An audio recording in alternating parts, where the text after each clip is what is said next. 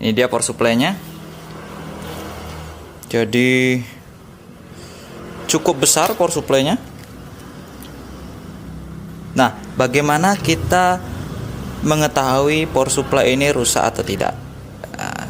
Saya akan memberikan beberapa tips dan tutorial untuk cara mengecek sebuah power supply dari awal hingga akhir. Ya, lanjut. Oke, sebelum memperbaiki power supply ini, ada beberapa hal yang harus kamu punya, atau beberapa hal yang harus kamu ketahui dulu sebelum kita mengutak-atik power supply ini.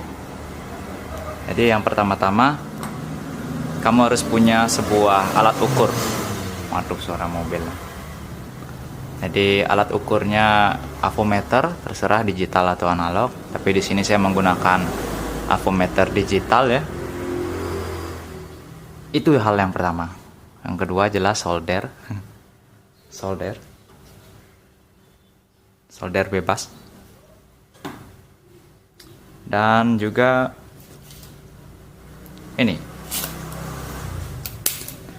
ini namanya di sini adalah solder sucker atau penyedot timah atau introvac gitu. Kalau di sekolah dulu waktu SMK namanya introvac. Tapi kalau di sini tulisannya adalah God solder sucker. Ya. Nah, setelah kamu punya avometer ini, tester digital lah istilahnya. Ada banyak ring switch. Jadi ini adalah ring switch namanya. Ada banyak.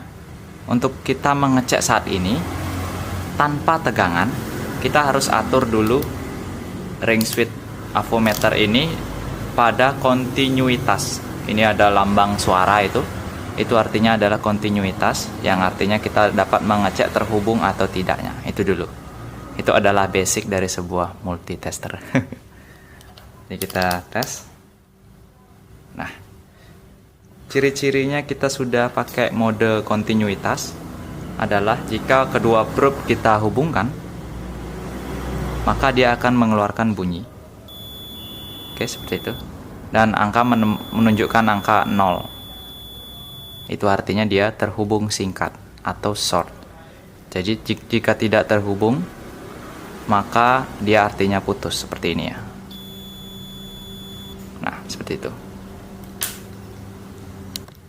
Nah, sekarang kita akan lanjut ke blok power supply-nya. Blok power supply. Dan di blok ini sudah kalian lihat ada garis putus-putus, dash line ya. Jadi yang memisahkan blok ini dan blok ini. Ini adalah tegangan rendah dan di sini adalah tegangan tingginya. Maksudnya tegangan tinggi, listrik dari PLN masih ada di sini. Jadi ini kapasitornya bisa aja tegangannya sampai 400 volt seperti itu. Jadi harus hati-hati ya. Dan listrik sudah pasti masuk di konektor AC di sini. Saya akan jelaskan sedikit begini ya. Nah, kalau di sini saya dilihat listrik masuk di sini, lalu lewatin fuse. Fuse ini sebagai pengaman jika terjadinya short circuit. Jadi lalu masuk ke filter AC.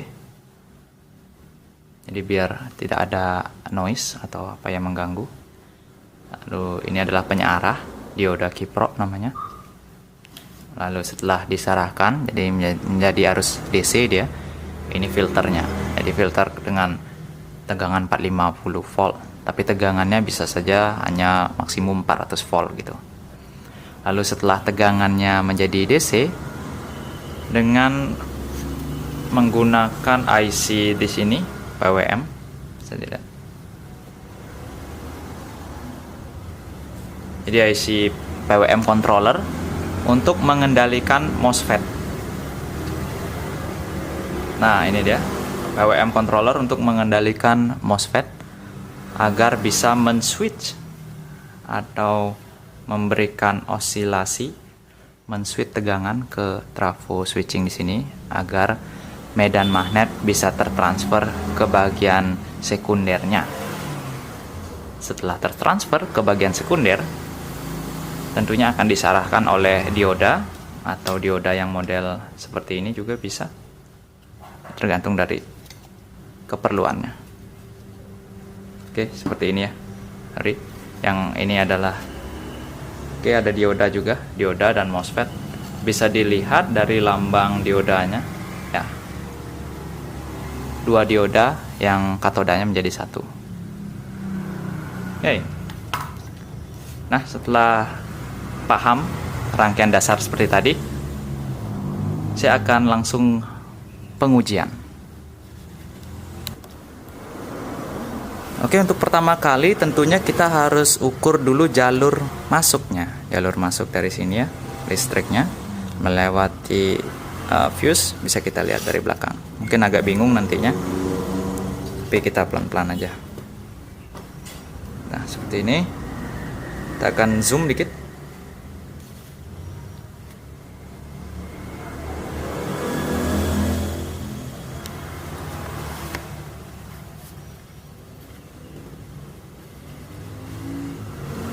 Oke, sudah cukup jelas dan bisa dilihat listrik inputnya adalah ini, lalu melewati fuse dengan lambang tulisan di sini F100. F100 itu artinya fuse. Ini dan ini. Jadi kita bisa ukur fuse dulu. Apakah fuse putus? Dengan kontinuitas, mode kontinuitas.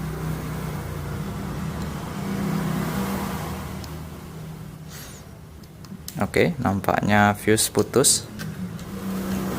Hey, masa segampang itu kita perbaiki?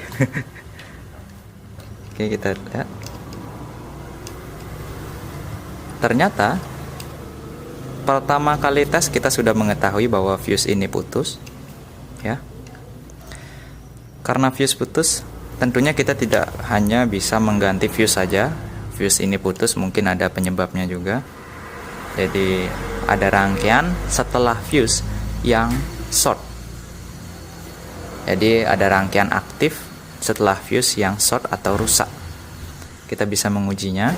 Jadi setelah fuse terdapat rangkaian filter. Jadi saya rasa filter ini baik-baik saja.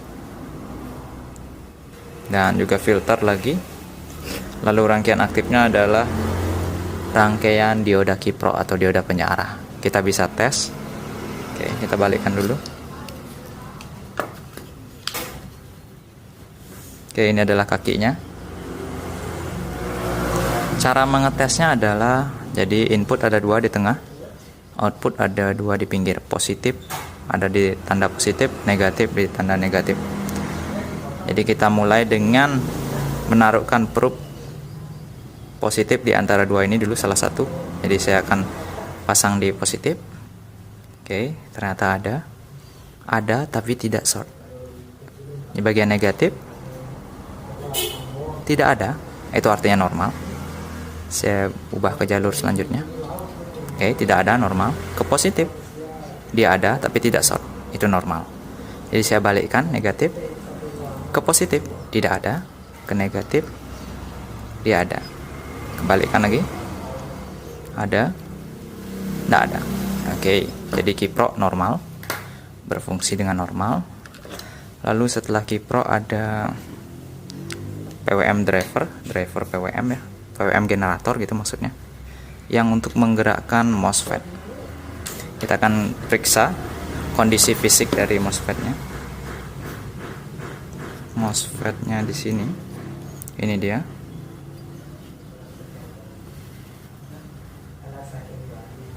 Coba kita akan lepas dulu ya komponen MOSFET ini.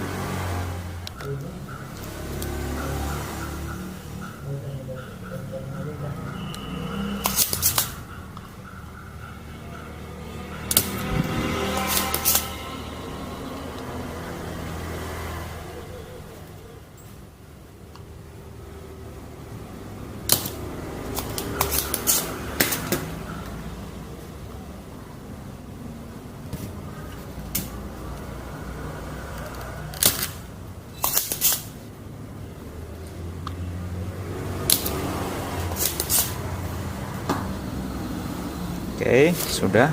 Lalu tekan buka bautnya sedikit karena dia di baut.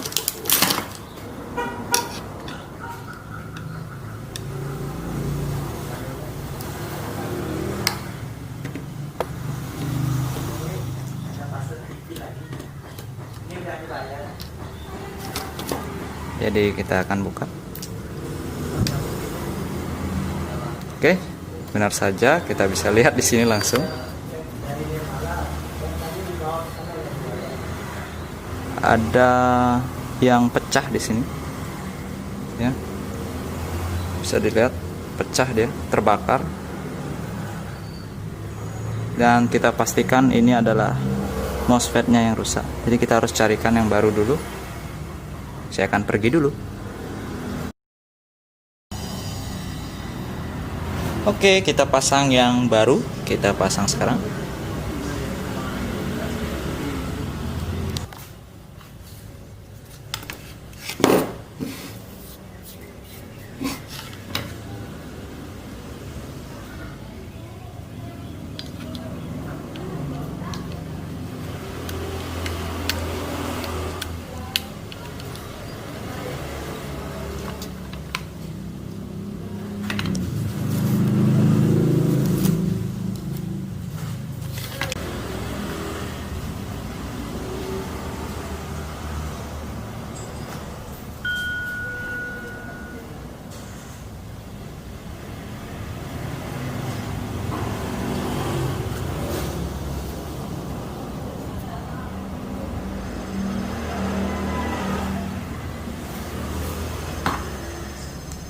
Oke, sudah. Dan potong sisa kaki komponennya.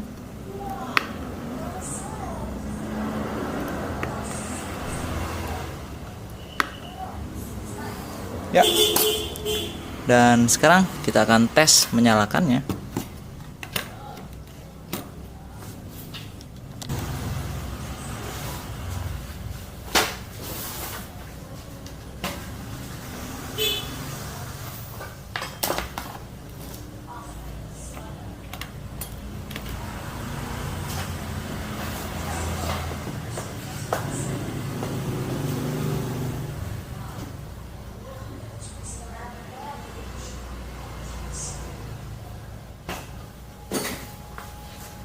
Oke, kita tes, nyalakan dulu, lalu kita ukur tegangan elko, apakah dia ada tegangan.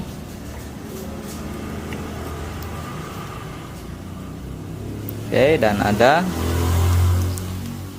Sekali lagi kita balik, hati-hati karena ini adalah menyala dia. Dan kita harus pastikan yang ground yang mana. Oke, kita harus pastikan dulu ground.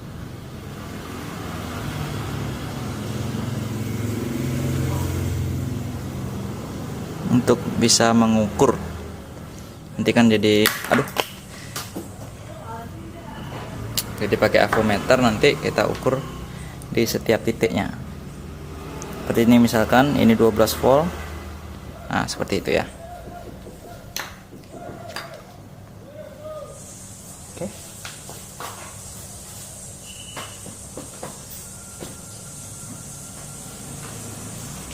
Oke, ring switch dibuat 200 saja. 12 volt itu akan muncul pada saat modul bekerja. Jadi kita akan ukur tegangan standby-nya. Tegangan standby-nya adalah 3,5 di sini. Oke. Nggak dapat ground ya. Jadi kita sentuhkan aja sini. Oke, bisa dilihat 3,5 udah ada, tapi 12 volt nggak ada karena nanti power on itu mendapatkan sinyal dari mainboard TV LED nya. Dan kalian bisa lihat sekarang power supply ini sudah menyala dan bisa dipakai oleh Pak Widana Yase IKD. Nah, ini nggak dapat ground dia ini. Memang agak susah. Nggak dapat ground. Kita ambil ground di sini aja. Nih lihat. Jadi tegangan 3,5 ada, ya. Jadi power supply ini sudah normal. Dan saatnya kita untuk merapikan. Power supply sudah bekerja dengan normal. Dan kerusakannya itu tadi adalah short di bagian ini, di bagian MOSFET-nya. Kita sudah ganti, ya. Oke, kerusakan apa lagi yang biasanya muncul? Biasanya kalau di bagian primer dari trafo switching ini tidak bermasalah, tapi tidak ada tegangan keluar, itu biasanya rusak di bagian dioda. Bisa diodanya itu putus atau short. Biasanya kalau short dia keluar akan tegangan arus AC, ya. Bagaimana kita bisa tahu dia dioda atau bukan? Seperti tadi saya sudah jelaskan di sini. Kalau dia kayak transistor, oke, ini. Nah, ini ada lambang diodanya, ya. Itu artinya dioda dia dengan input di kaki paling pinggir dan output di kaki paling tengah. Jadi tengah itu adalah DC output arusnya, ya. Nah, sekian dulu